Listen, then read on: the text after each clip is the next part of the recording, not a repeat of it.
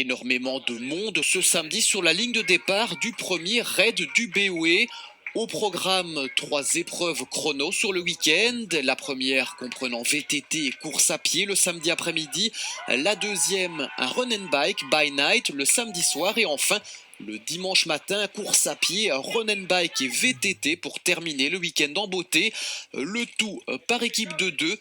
Après quelques kilomètres de course, ce sont les premiers ennuis techniques pour ces deux coureurs. Vous avez crevé dans la descente qui vient de passer Tout en haut, en plus c'était un super parcours, des S magnifiques et on n'a même pas pu les faire parce que j'avais crevé juste en haut, juste à l'entrée. Je pense que sur une souche ou quelque chose comme ça.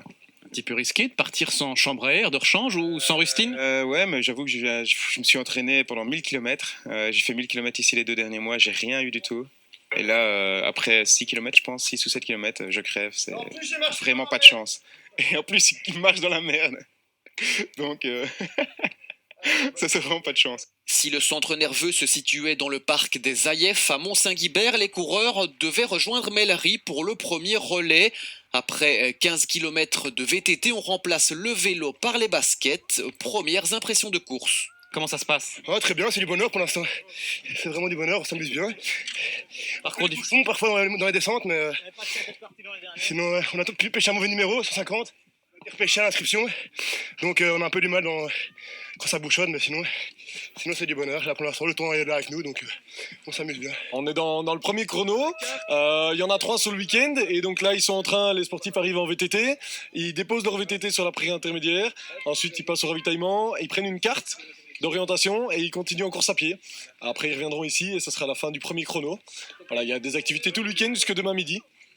Première édition du raid du BOE. Des activités tout le week-end et des boucles bonus supplémentaires pour essayer de réduire le temps de course au final. Mais pour certains, participer à ce raid du BOE était déjà un exploit en soi, car sur le week-end, ce ne sont pas moins de 75 km d'efforts qui attendaient les participants. Difficile?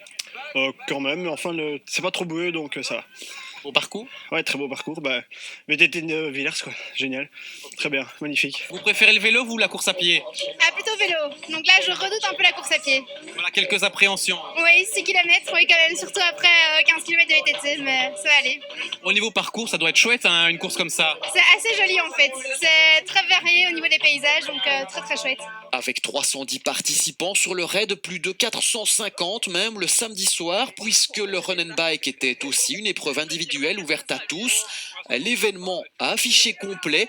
Une première édition réussie. Le raid du BOE sera certainement de retour chez nous l'an prochain.